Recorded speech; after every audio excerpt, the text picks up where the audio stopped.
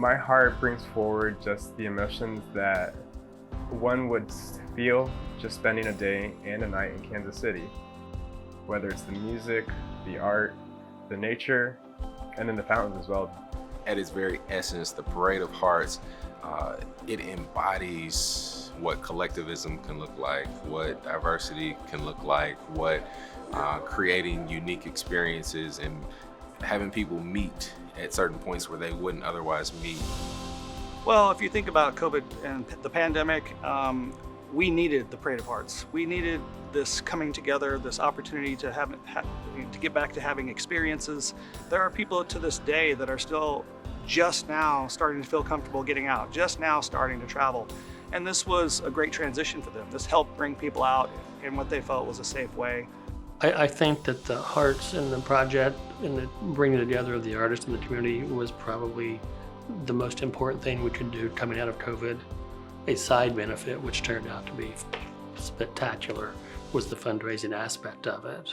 There are so many worthy causes out there. You know, it's almost like Union Station. It was the poster child for Bi-State. It made sense because it touched all generations and touched everyone from the region.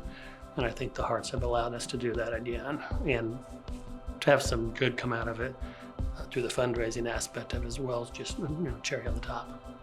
To think that the dollars raised are going to help those most affected by COVID and the pandemic, it's fitting.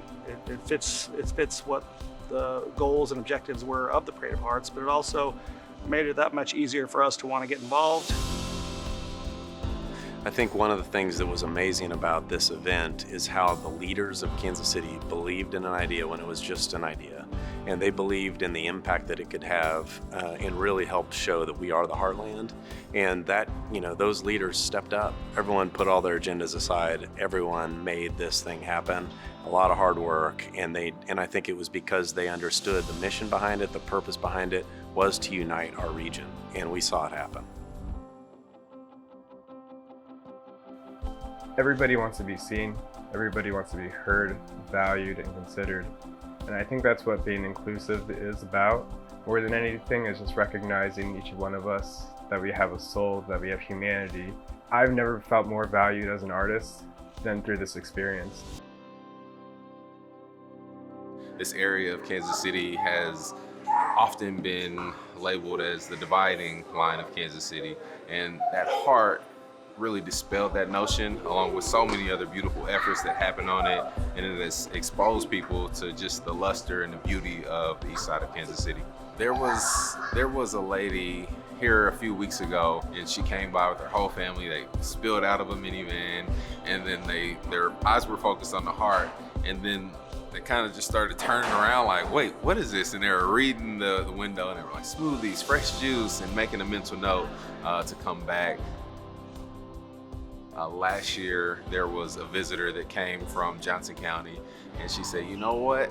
If it weren't for this heart, I wouldn't have known about this place, and this smoothie is delicious, and we're grateful to visit you. So there was multiple of those encounters, if you will. I think Kansas City has a huge heart, just period. Everybody knows it and feels it.